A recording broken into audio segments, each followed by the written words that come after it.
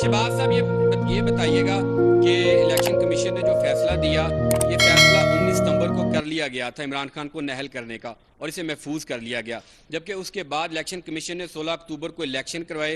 इमरान खान जीता। जब जीत गए इमरान खान का बयानिया लोगों ने उसको मेरी बात तरजीह दी। सुनना है, आपका सवाल समझ गया। हमने जो सीटें इस दफा जो हमारी गई हैं वो हमने 2018 के इलेक्शन में नहीं जीती थी, वो हमारी हारी हुई सीटें थी जो इस दफा भी हारी हैं हमने।